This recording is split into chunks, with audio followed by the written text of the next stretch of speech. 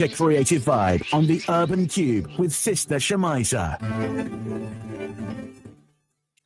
Good morning, good morning, good morning, and assalamu alaikum. It is 10 o'clock, 2nd of December, and you're listening to me, Shemiza, on where else? Inspire FM, 105.1 FM, and it is the Urban Kube Show. We are going live and direct to all the wonderful listeners, Luton surrounding areas, Peterborough's Selaab Radio and Sheffield Link FM. Hope you are well, warm and winning wherever you're listening in from this morning. Be that on your way to work, at home, or just out and about. It's an absolute pleasure to be in your company this morning, as always, and I hope you're having a great start to your week and you've had a pleasant weekend. Now, and I hope that the weather hasn't hampered any of your activities. Now, the weather is something we are going to be talking about today, and we're going to make your week rather special because we're going to give you something extra nice on the show today. If you are an avid listener to the Urban Kube, you know I like to talk about art and creativity, led by trailblazing Muslims who are local, national, and international. I get the opportunity to speak to some extraordinary individuals who share with us conversations around their creativity to get you engaged with maybe a project that they're doing and just to basically inspire you with their fabulous talents. On today's show, I have a tremendous guest who, inshallah, will not only be talking about a fabulous, poignant, significant project that he has created, but also he's going to be giving us away 2 tickets to something very, very special on the show today. So if you've got any plans on Tuesday? Well, you need to cancel them because you might have the opportunity to win 2 tickets to go and see a premiere of an exclusive film which has so much significance to our life today. And I'm going to tell you what that is very, very shortly. On today's show, our topic is how can humanity do more? That's the topic of today's show. How can humanity do more? And the way we're going to answer this is we're going to be listening into a fantastic brother joining us today. He has been a friend of the show. He has been on the show on previous occasions, even with his wonderful wife as well. And he's making such a mark through his filmmaking. He's an author. He also is the founder of Migration Films and Migration Relief. And we're going to be talking to no other than Matthew Robinson this morning, mashallah. Matthew Robinson is joining us today to talk about a amazing film that he has created. It's a docu film which is actually being premiered tomorrow at Genesis Cinema in Mile End, and we're going to be giving 2 tickets for this very, very significant film. The film is called Selaab, and which is translated as flood. Now, I'm going to say the word Selaab again, translated as flood. Now, if you've listened to that once, you'll listen to this word more than once because it might be the clue to the question for the competition, folks. You know, I'm so generous on this show. I am so generous giving it all away. Now, global warming, folks, is having an ever-increasing and calamitous effect on people worldwide. Selaab highlights the devastation left behind after the Pakistan floods of 2022. The destruction of homes, ruin of crops, livestock, livelihoods, and the tragic loss of innocent life. The intervention of charities and humanitarian organizations was so imminent. However, it was a drop in the ocean in the face of the increasing need globally. How can we as humanity do more? That's a question. My wonderful guest, Matthew Robinson, has asked in this film that he has made and produced. And the film is called Selaab. And it's around a group of fundraisers from the UK who arrived in Pakistan to take part in a rickshaw challenge. It was supposed to be a cultural tour of the Sindh region, But the devastating floods turned into something very different, a humanitarian mission. And this is what this film is all about. Selaab. And the question we're asking today, how can humanity do more? And we're asking this question with no other than with Matthew Robinson, founder of Migration Films and Migration Relief, who is joining us live today, mashallah. And we'll be giving 2 tickets away to two lucky listeners, a pair of tickets, in order to go and watch this film tomorrow. Assalamu alaikum, Matt. Can you hear me? Okay, so his mic. Salam. Sorry, yeah. Yeah. Oh, absolute. Yes, I can. Absolute pleasure having you join us today and giving us a bit of a world exclusive, because the premiere of the film is showcasing tomorrow, and I have the absolute pleasure talking to you before the premiere. Thank you so much for giving us your time, Matt. No, you're welcome. Thank you. No, you're right. This is a world exclusive. Indeed, it is. Yeah, basically, you have to excuse me because they're actually doing work on the internet junction outside in the street. So if we drop out, I do apologize. But hopefully we won't. So do you know what? It's very relatable because today is Cyber Day. Interestingly enough, it's Cyber Day, yes. And on coming into the studio this morning, we had a bit of a panic because our internet went down. The internet went down, and I just thought, Ya Allah, please have rahmah on me. I've got brother Matthew Robinson joining me this morning. We need to have the internet running, and we managed to make it work. But, you know, these are things that we take for granted, and they're actually quite minor. And they're not, we see that as a necessity, but really, in comparison to what is needed around the world, is such a luxury, isn't it? And you're somebody that is very familiar with the necessity of the needs of people globally on a humanitarian need. Yeah. Sorry. You have to excuse me. It's actually really weird. I can looking at myself. I was in Uhud. I did Umrah last week or the week before last, and we're in Uhud where the Battle of Uhud took place, and the Prophet ﷺ had a rock hit his face with his tooth chipped. Anyway, my crown literally got back to the hotel. My crown fell out, and I've not had it fixed. So I'm trying to get it fixed before tomorrow night, so I don't look like a pirate. But anyway, yes, that's a great story, Matthew, because you're an author as well, aren't you, of the absolutely wonderful book 104 in the Shades: Travels of a Humanitarian Filmmaker. So that's another story for your book, I think.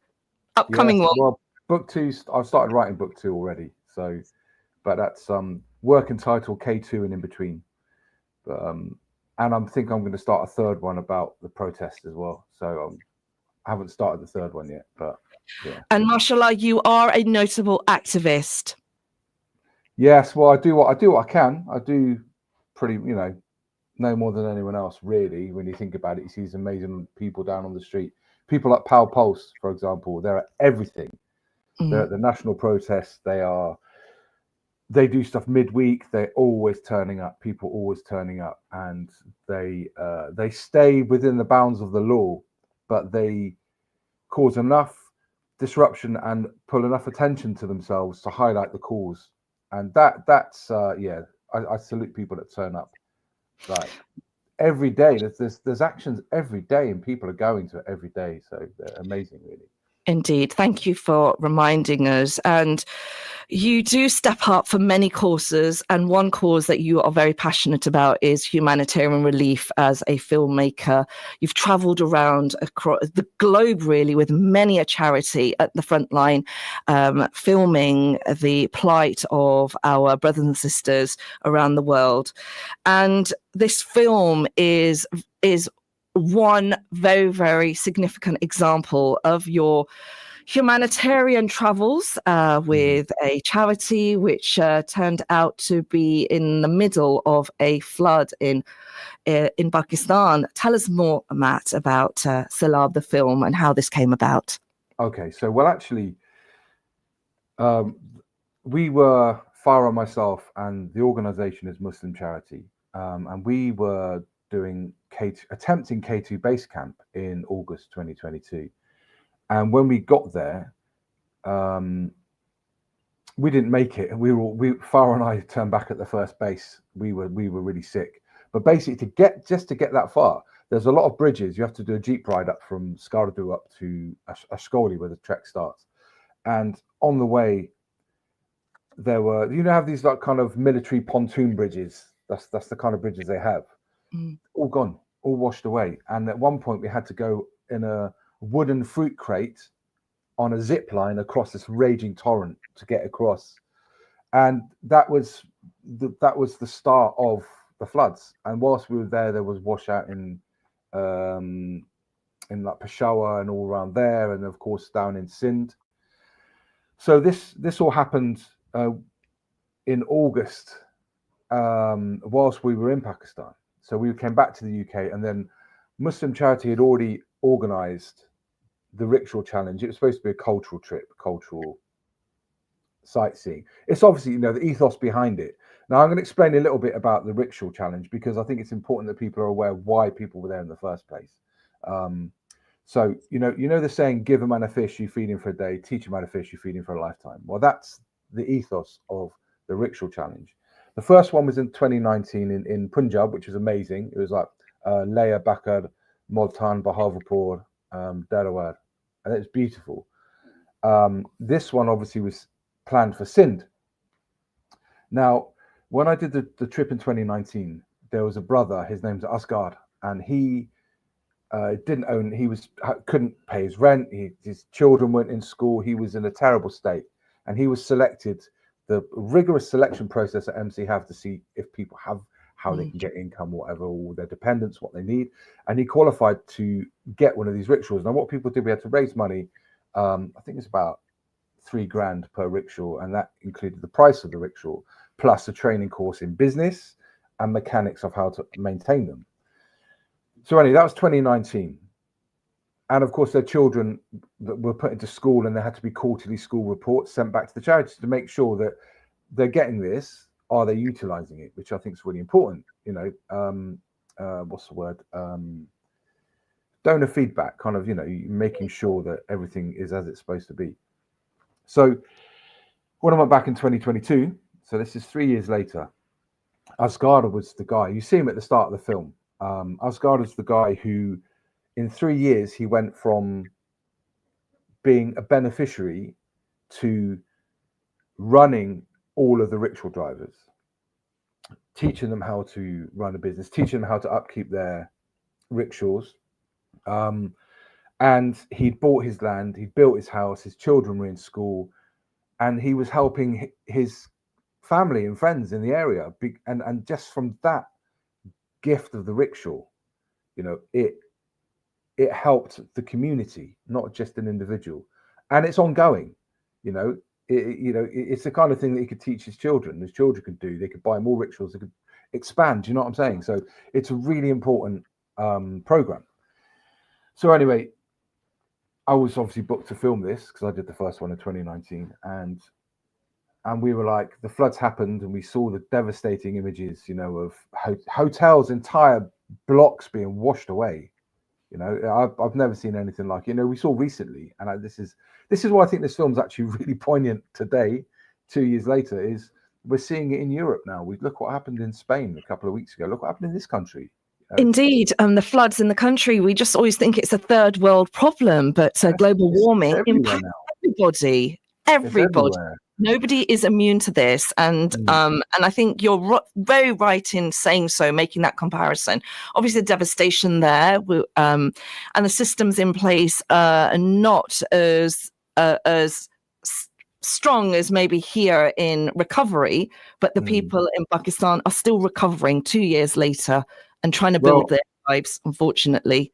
Well, Farah and I, going back to the planning before we went out there, it was because I'm going to share a couple of insights with regards to, normally, obviously, we go and film, we go out there and I film for the charity, and it stays in the charity sector. It's fundraising material, it's feedback material. And so it's the charity are delivering on their promises on both fronts, and they're also fundraising. So, which is key. But I just thought to myself, how do we get people to see this? Because alhamdulillah, Muslims are the best charity givers in the world. We know this. It's one of the 5 pillars of Islam. Zakat. We have to do it. We have to give, and we have to give generously. But how do we take the message of what's going on outside of? I mean, okay. When I say an echo chamber within the Muslim world, it kind of is. That's not a derogatory saying. I'm just saying it is. We stays within our community. Mm-hmm. And I thought, how do we take this outside the community? How do we get it to the wider world? Because obviously there was some reporting, but I've not seen anything about the Pakistan floods, other than maybe people in Pakistan who have filmed some things. Nowhere. I've not seen it anywhere. So I thought, are you saying that it wasn't making international headlines, that the devastation there wasn't? No, it did at the time. It did at the time. But the point is, we know how newspapers work. Then suddenly there's a scandal with someone from MasterChef, and everyone starts looking at that, and then the floods are forgotten. That's just the reality of mainstream media. So what I thought would be really key would be to make a documentary. And when I spoke to Maroof, who is the CEO of Muslim Charity, and Islamuddin, who's obviously community engagement, have fundraising, I was like, let me make this documentary alongside the films you've hired me for. Let me make this documentary. Let me try and get it into film festivals. Let me get it out to a wider audience. Because in a way, also, I wanted it to be a form of dawah, because once you take things like this outside of people who understand what it's about, then it is a form of dawah, and so yeah, that was how the actual documentary itself came into being, and they've been absolutely brilliant, supportive all the way. Obviously, great guys. Fantastic. We are joined today by no other than Matthew Robinson, Mohammed Abdul Mateen, this morning live on Inspire FM. The time is 10:17. Matthew is with me all the way up to 11 o'clock. And we're talking about the premiere of his poignant docu-film called Selaab, which is being premiered tomorrow, folks. And we have an exclusive interview just before the premiere. I feel really, really special on the show today. Thank you.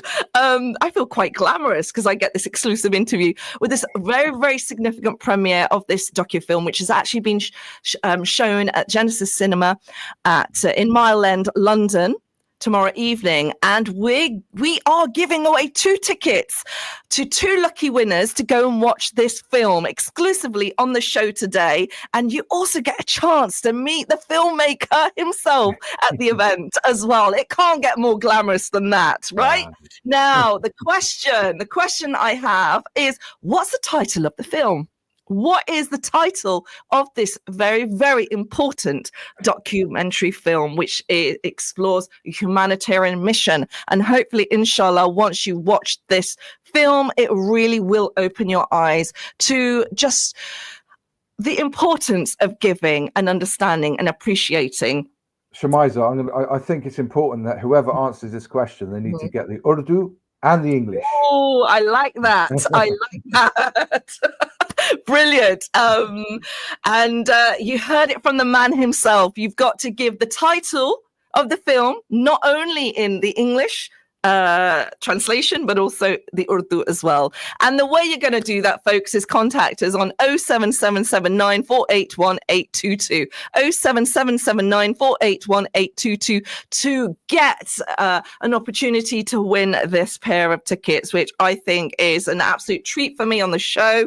I'm a big follower of Matthew's work. His work is extraordinary. Anybody who knows him, has seen his work, will totally agree. So you are absolutely in for a treat, because this is just going to be not a just any ordinary film. It is really going to make a difference, inshallah, in your lives as well, in understanding the plight of our brothers and sisters in Pakistan. So, Matthew, tell us, what else can you expect at this event? Not just, we've got this film being aired in a cinema like Genesis. I mean, it's not often you get to see films of this content in sort of mainstream cinema, or, I mean, how would you describe the cinema space, and how did it come about? Okay, well, Genesis Cinema in Mile End in East London. It's actually, what's the nearest tube? I think it's Whitechapel. This is the nearest tube. It's great. It's an independent chain. Is that a contradiction? Independent chain. It's basically, it's not like a big owned like the big cinemas franchises. Yeah. And these guys, they are so helpful. I mean, I've been to a few events there recently. There's been how many films? 2 films that I've been involved with. As one of them, I was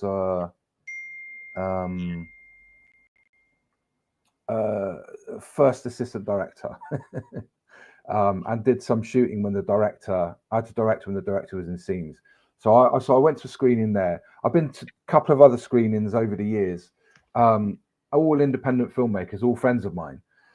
So, and then of course there was the Free Palestine Film Festival, which was organised by Motaz Malhiz, a Palestinian brother. And then there was the Teacher was screened there, which was by the Critical Collective. So there's some amazing community events going on. In fact, last Friday I missed an event. I had to go and drop the film off to them, and I couldn't. I can't remember the name. It's Watermelon Pictures have made a new documentary. The name has escaped me. It's the one with 22 filmmakers from Gaza that have put films together. So they were screening that Friday, but unfortunately I was speaking at an event, so I couldn't attend. But so basically, after the Free Palestine Film Festival, I thought, where can we screen Selaab? You know, we were going to do something in Muslim Charities' own building, but I just thought, if you can do it, go for it properly. So I approached them and I said, I've got this film, and they accepted it, which is great because I don't think they accept everything. So that was great. So basically where it's been screened is screen 2 downstairs. Ticket sales wise, I think we're almost at the limit, but they told me on Friday, I was really worried that, obviously we've got a guest list and we've got people coming and then they're like, well, if you sell more than that, we'll take you up to the big screen. So this is a call out actually. Ooh. If you haven't got anything planned tomorrow night, get some tickets. Bring all your friends and family. It's about Pakistan. And I know that Inspire FM does speak to a lot of British Pakistanis. And so therefore, come on. I like how you said it. Is there anything you could say in Urdu maybe? Do you speak any Urdu? Because you spent... Okay. This is please don't crucify me for this. What's okay? The movie is bahut acha hai. He said it in his own words, folks. That's Matthew Robinson. He has said that his movie Selaab kya hai? Bataiye sabko? Ji. Ji ha. He said movie bahut acha hai. And so you must come and see it. Tickets are on sale. We are giving 2 tickets away. If you're not able to win those tickets, do grab some tickets. How can people actually purchase tickets if they're not able to win any today on the show? Okay, well, I've got a link on my social media, which is at Migration Films. There's a link tree there. But the best way is just go to the Genesis Cinema website, and it's you can't miss. You click on you type in Genesis Cinema, it'll come up. It's got like orange all over it. Yeah. And you scroll go to events. You scroll down. It's Selaab. You click on that, and then you just get your tickets. Yeah. Easy as that, folks. Go onto the Genesis website. It's orange. That's a keyword, and then go onto the link. The film is called Selaab, which is translated as flood. We're not giving any clues away on the show today. No clues whatsoever. And movie kya hai, Matt? What is the movie? Bahut acha hai, right? Yeah, movie bahut acha hai. And we'd love you to go and see that. Now, Matt, what can people expect on the night? Because I know that it's not just the film. Is there going to be a panel discussion? Yes. Now, the evening actually has been hosted by my dear sister, Rukia Khatun, one of the absolutely amazing. My sisters with blisters, we ran through Palestine together. We all prayed in Al-Aqsa. We prayed by the Dead Sea, alhamdulillah, 2019. They're not blood, but they may as well be. They're the sisters I never had. So Rukia is hosting the event. Rukia also hosted the panel discussion for my book launch back in September last year, which of course you were at, Shemiza. Which was fantastic. We are going to be heading to a break, Matt. And inshallah, after the break, we're going to be talking more about the panel discussion, folks, and also about the work that Rukia does, because she is exceptional, an extraordinary woman, and she will be leading this panel discussion, which you have the opportunity to go and check out, I believe. And we are going to be giving a pair of tickets away to Selaab flood on the show today. Do not miss the opportunity to grab tickets for this very, very poignant film, which has been made by Matthew Robinson. And we're going to be talking a little bit more about the film, the process, and lots more on the after the break. So don't go away. Catch me straight after this. Assalamu alaikum.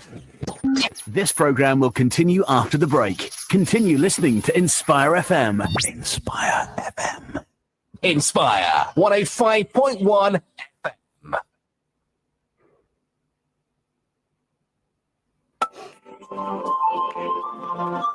Are you thinking of starting a podcast or looking to give your podcast a new home? Why not hire Inspire FM's dedicated recording studio? With rates starting at just £25 per booking, our podcast studio is a fully functional, acoustically treated space for up to 4 people, and it's set up and ready to use as soon as you arrive. For more information or to inquire about booking, email us at info@inspirefm.org or send us a DM on our social media accounts at InspireFM Luton.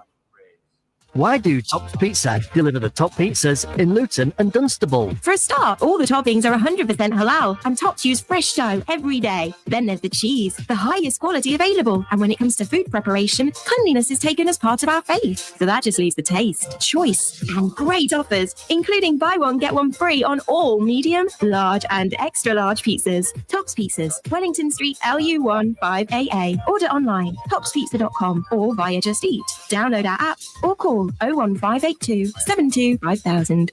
For expert legal advice and support, talk with Luton's leading solicitors, Hannah Solicitors. We specialise in conveyancing, wills and probate, family law, immigration and personal injury, legal matters that matter to you. Our experienced legal team are here to help you through every step of the way. Call 01582 329 069. That's 01582 329 069 or click on hannahsolicitors.co.uk. Hannah Solicitors, professional advice with a tailored approach.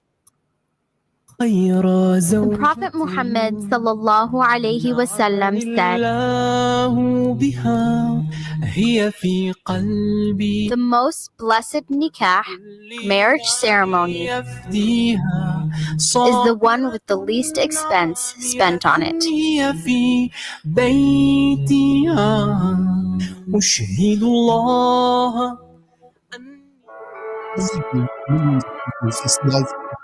Hello. War, disaster, hunger, the need for your support has never been greater. At Action for Humanity, I'm on a radio show. If it's a business call, don't worry. Around the globe, we provide life-saving aid and long-term support to communities in crisis. Already, you've empowered us to reach 15 million people since 2011. Visit actionforhumanity.org or call us on 0161 860 0163 today. Biscott Pharmacy, your one-stop health and beauty pharmacy in Luton. Stockist of over 8,000 health and beauty products. At Biscott Pharmacy, we offer a range of services, including health advice and repeat prescriptions for collection and delivery to your home. We also offer a Hajj and Umrah vaccination. Come in and see us and ask about our stop smoking service. We're open 7 days a week till late, including bank holidays. Biscott Pharmacy, 157A Biscott Road, Luton, 4457709. Head over to inspirefm.org to check out our new website. Missed a show or want to listen back to an old one? Want to know about upcoming schedules or maybe keep up to date with events going on? Don't worry, it can be found right here on www.inspirefm.org. As well as that, have a question, query or comment, find the contact details right here and become part of your community radio station. For the community, by the community.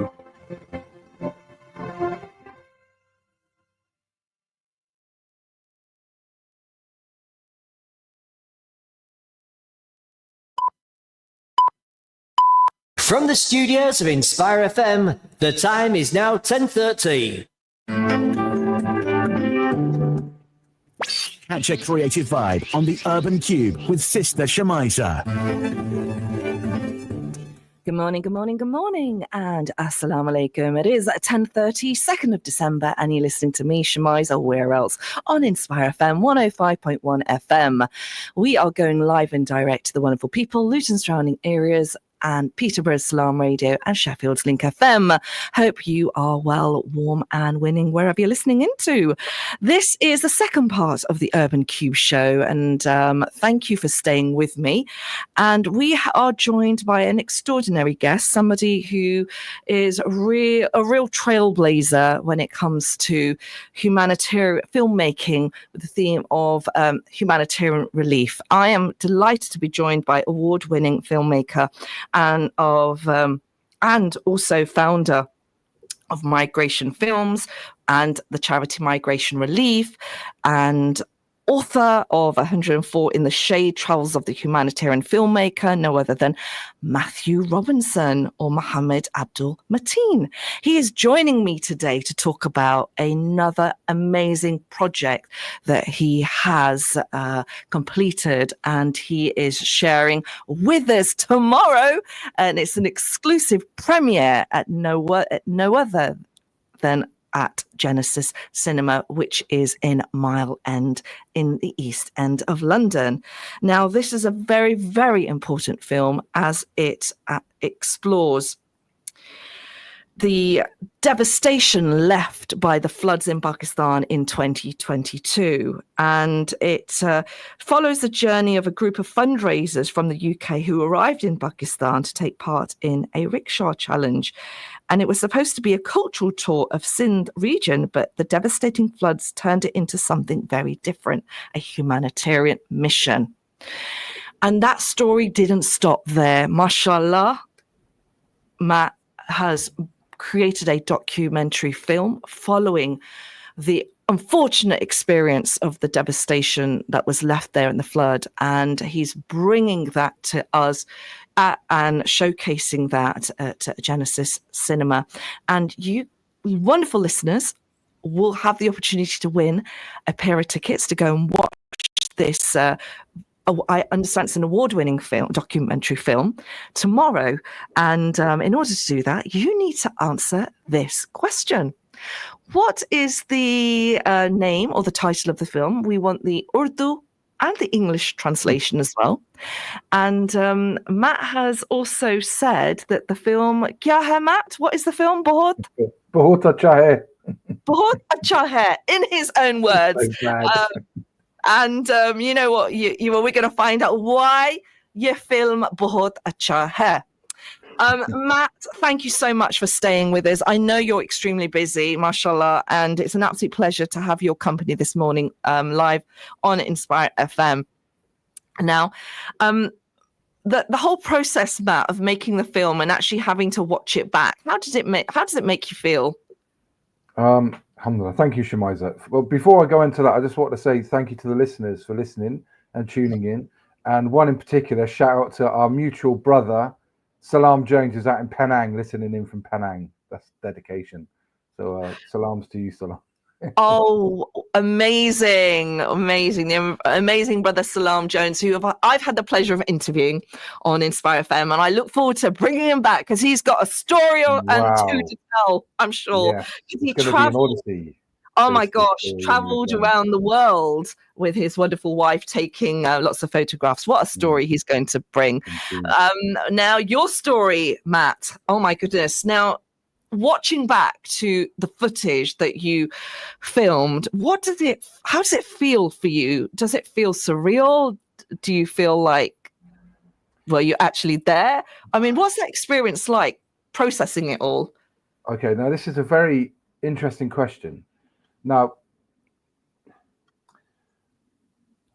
personally, when I make documentaries, I try to, or any film actually, I try to, I don't know if I say push buttons, if that's the right term, but what I tried to recreate was what it was like in the beginning anyway, the opening, the first few minutes, after they'd done the training and once they set out on the road. I wanted people to get an idea of the sights, the sounds, and the duration. So I use different devices in terms, when I say device, I mean a form of making something feel a certain way. So the sound, I could have cleared out the sound, because the sound is like wind on the microphone. Now, I mean, I've been in TV and film for 26 years, and that would normally be like, you'd be like, cut that out, that's so unprofessional, you can't have that. But that's what it's like on your ears. Your ears are like, the wind is rushing past your ears, because you're open air, you're traveling at speed, you've got wind coming across you as well. So for hours and hours at a time, you're sat on this thing, and I had to go driving. So Farah did some filming as well. My wife, beautiful wife Farah, alhamdulillah, did some filming, as did another brother, Ishaq, who was one of the hosts in Pakistan. But when you're going for hours, and it's like, and the wind is like past your ears, and everywhere you look, and every time the trucks go by, you feel the vibration on the rickshaw, so the elements, and it's non-stop, and you go on and on and on. And so I kept that sound in the beginning. It's less so later on, it's more in the beginning of the film. And I've used some very long shots, and that I just kept the shot going until I felt it was at its end, and I thought, I'll keep it going a bit longer, because just to try and get across how long each leg was. And this is not even taken into consideration the environment around you, what's going on.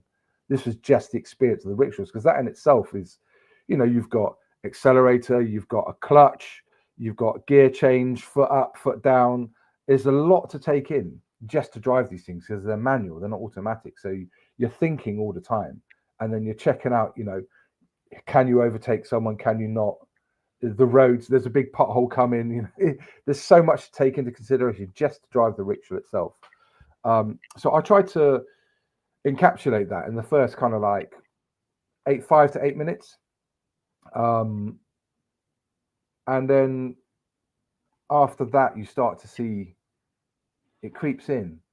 You see a little bit in day one, but day one's a training day. Day two is you start to see a little bit of it, but day three is where we really hit the floods, and we hit the affected people, and that's where we have some interviews with survivors, beneficiaries. And then the further on you go, it's just water. Now this was in an interview, someone said 2 months, but I think it was 6 weeks, actually 6 weeks after the floods happened. The water was still there like oceans. So just imagine how bad it was. You're in that heat, right? You're in that heat, water evaporates in heat, but the water was still there 6 weeks later. So that's how much water had hit the land.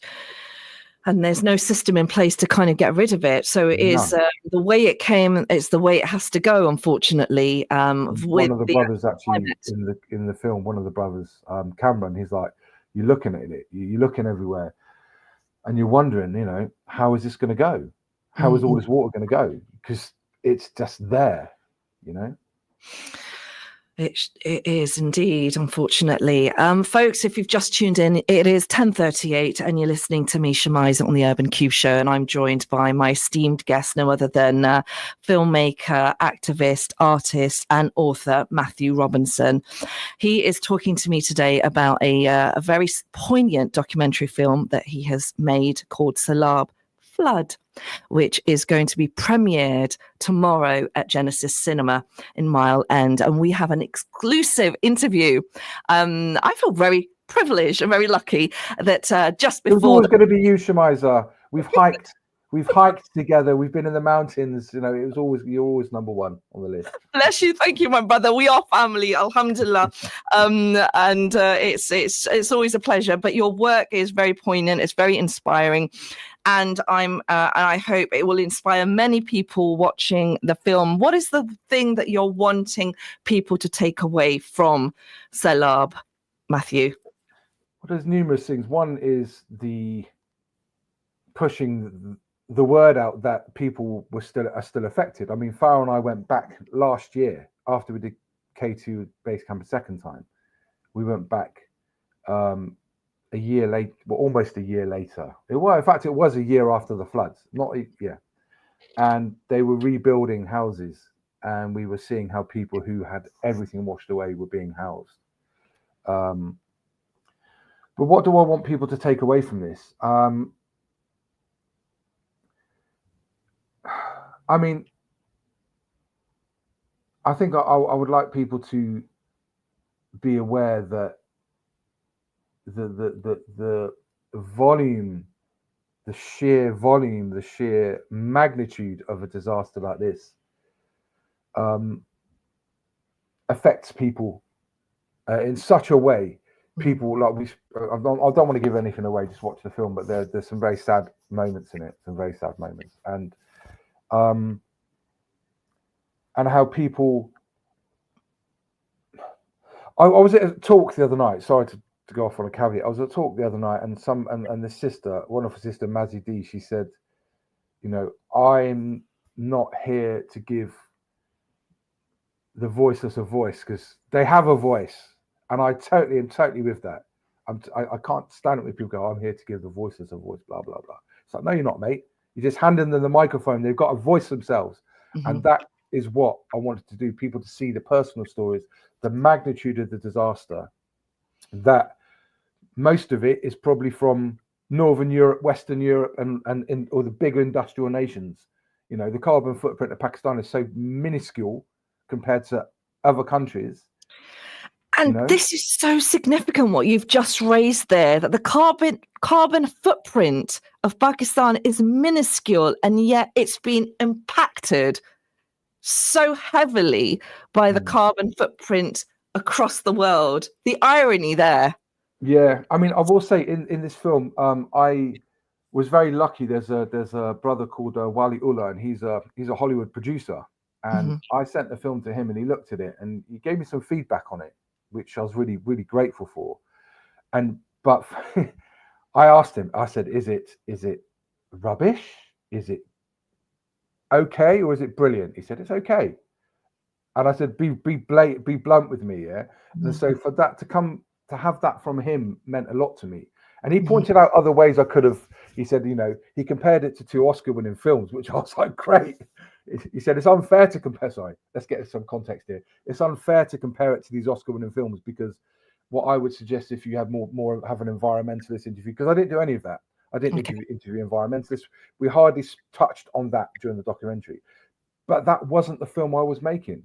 Does that make sense? The film I was making was an art film. It was a film, and I wanted, like the drone. There's a lot of drone footage I've put in there, and it looks like the drone's moving across, but on the screen it's coming down the screen like this, and it looks like abstract paintings. And as you know, I'm a painter and artist myself as well. So that was kind of what I was looking for. I was kind of looking for to make art out of it as well. But you know, there are many elements that I could have put into the film, but that wasn't the film that I wanted to make. I actually, alhamdulillah, made the film exactly the film I wanted to make. And yeah, it could have had other elements to it, but that would have made it something different. That would have been a Netflix film, and mine isn't a Netflix film. Does that make sense? But most likely you will end up in Netflix one day or another, I think, with the journey that you're taking, because it's extraordinary, multi-talented, and it's a word that I learned from Rukia, multi-potentialite. Rukia Khatun is your panel, leading the panel. She is hosting the panel discussion.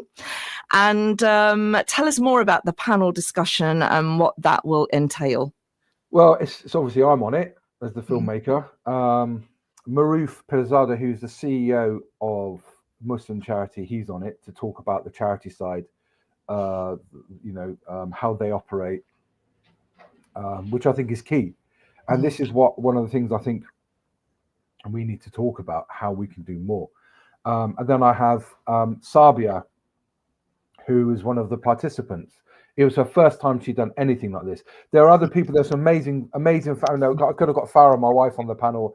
There's another wonderful sister who does a lot of stuff. Saba Mirza, could have got her, but I wanted someone it was their first time experience. Wow. So Sabia's on the panel. So it's us three, hosted by Rukia, where we're going to be discussing how can we do more. You know, obviously what it was like the experience, and talk about what we can do more. And that's the question on today's show. The topic is, what can we do more? What can humanity do more? Matt, you are somebody that, you know, you're an activist. You've been on the front line and on the protests regarding the genocide in Palestine. You are very active with humanitarian relief through your filmmaking. So the question to you I have, with somebody who has been at the forefront, who's seen it close up around natural disasters around the world, what can humanity do more? What do we need to do more? Oh, that's such a massive question. It is. And you know, in 2020, I studied at Harvard University online. I studied humanitarian response to conflict and disaster. Now, I don't know if anyone's aware of the Sphere Handbook, SPHERE. Now, this was brought into effect after the Rwanda genocide, where there were so many mistakes made by NGOs, charities, that people died as a result of mismanagement of all sorts of situations. So this was brought into effect in 1995, I think, 95 or 96. I need to get the dates right. But this is key to how charities operate. But okay, firstly, I'm not the charity expert. That's why Maroof is on the panel, because Maroof can explain to us how we can do more and what we can do for that. What I can do as a filmmaker is talk about how we portray the people affected. Now, when I started out in 2016, 8 years ago in the charity sector, first time, I was like, we'll go to a refugee camp, get selfies with the kids. You know, I can't believe I'm helping people. This is great. And that's a natural reaction to anybody. And I'm not down on anybody for doing that, because it's a natural reaction. But what people need to understand from my experience is there are certain ways of doing things, certain ways of filming things, certain ways of conduct within natural disasters or refugee camps, how one interacts with the beneficiary. You know, at the end of the day, we're serving them. And I know, you know, it's important for charities, especially, to have accountability, donor feedback, all this kind of stuff. But there's ways of doing it. You don't need to have a video of somebody. I did this myself last year. There was me in Arsal refugee camp in the north of Lebanon, giving Syrian refugees fuel oil and food packs. But I got their guy to film me doing it so that my donors could see that I was actually there doing it. So there's that element. So I understand it's a fine line getting it right, trust me. But the point is that the beneficiary is key. And if you're there, like,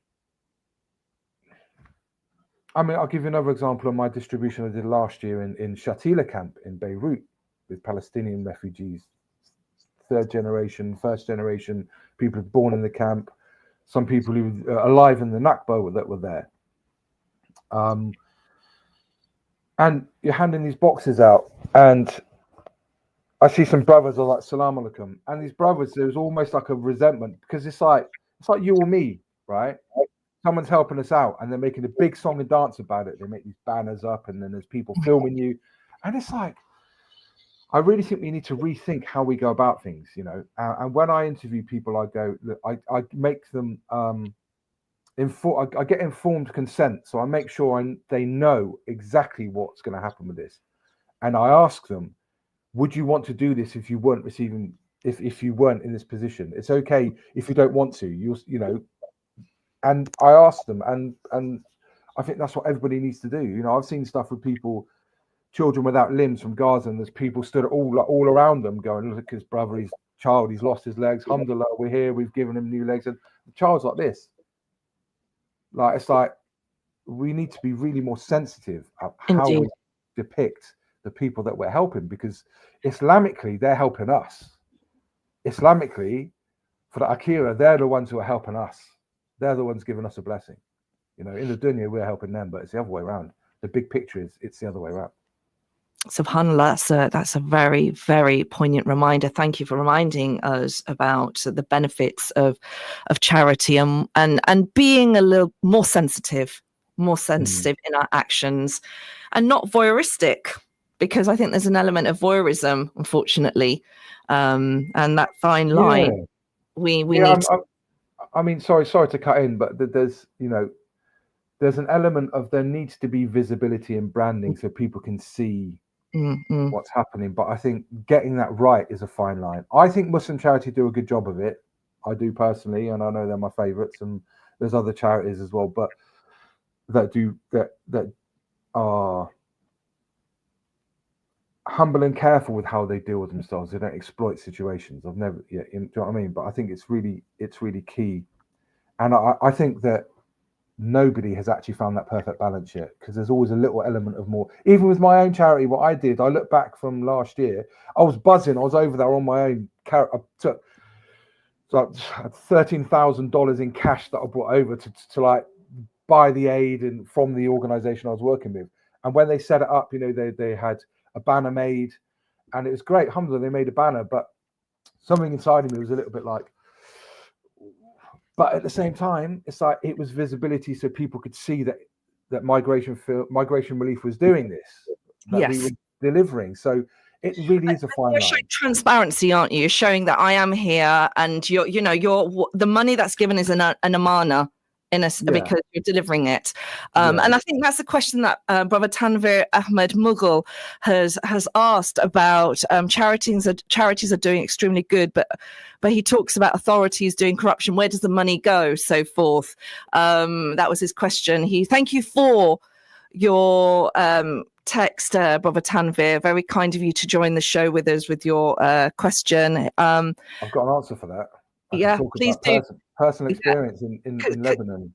Because he asked here, can I ask how much money given by international community given to Pakistan authorities in 2005 earthquake and 2010 Selaab for people of Kashmir and Pakistan, where that money's gone? Pakistani authorities always looking for new disasters in Pakistan to get more money and do more corruption. I think that's a completely different show, but thank you for that question. I don't know how much Matthew is the expert in answering that, but Matthew, what's your thoughts? Okay, well, I'll answer the second part first. I've no idea, and I don't think anybody, unless you're involved with the Pakistani government, has any idea. What I will say is, when we were on the ground, I saw a UN distribution aid center. It's in the film. We drive past it. As far as anything else concerned, I can't comment. I was busy focusing on what I was focused on. I wasn't looking out for anything else. I wasn't looking out for government facilities. I wasn't looking out for anything. So I can't answer that. As far as other governments are concerned, when I was in Lebanon last year, it didn't happen to us, because it happened whilst we were there. We finished the distribution and we left. I left on, I think it was the 11th of February 2023. I flew out of Beirut, and I think it was that week the Beirut government were intending to implement a tax on all aid. I think it was 30% to go, anything that was going to come in for, obviously back then it wasn't really IDPs, it wasn't internally displaced people, it was refugees from like 75 years ago, from 50 years ago, from, and up in the north for 10 years, the Syrian refugees. So aid for them, basically because of the absolute terrible state that Lebanon has been in financially, partly because of the port explosion and everything, and other things as well, plus having a pariah state on your southern border, not mentioning any names, it's not going to help, is it? There are always people trying to undermine the situation. I'm not going to get too political here, but they were going to bring in this tax. I don't know if that happens. I have no idea what's going on. I can imagine everything is in absolute bits right now. But when we did our final distribution in Arsal in the north to the Syrian refugees, there are locals there, and I heard that there was some animosity between the local Lebanese and some of the Syrian refugees, because the Syrian refugees were getting help and the locals were in absolute dire straits. So of 200 food boxes, 20 went to local people. That was what the charity decided. I was like, listen, this is your country, the lie of the land, you tell me how it needs to be done. So my experience with ACA, Awareness Consolation Association, which is the ground partner I used. 100% transparent. Every single penny went to the beneficiary. They actually hosted me. They did me a massive favor. They're quite a big charity, so they hosted me. Didn't charge me a penny. That's amazing, Matt. We have only 45 seconds left of the show. I just wanted to read out a message to Saliha. Says, thank you so much, Matt, for everything that you're doing. And she does say that as charities expand, they lose their grassroots approach. The way to retain the grassroots element but still grow, and accountability disperses too as they grow. Folks, do check out the film Genesis. We have had people entering the competition. I will pick a name and then announce message whoever's entered. Saliha, you have got the right answer. Well done, you. So you are the winner of the competition today. Well done, Saliha. See you tomorrow night, inshallah. We'll put your name on the guest list. And thank you, Matt. Thank you for joining us. Do check out the film tomorrow. Go onto the Genesis website, and inshallah from me, assalamu alaikum. Coming up next, Awaz-e-Haq with Hafiz Ijaz. This is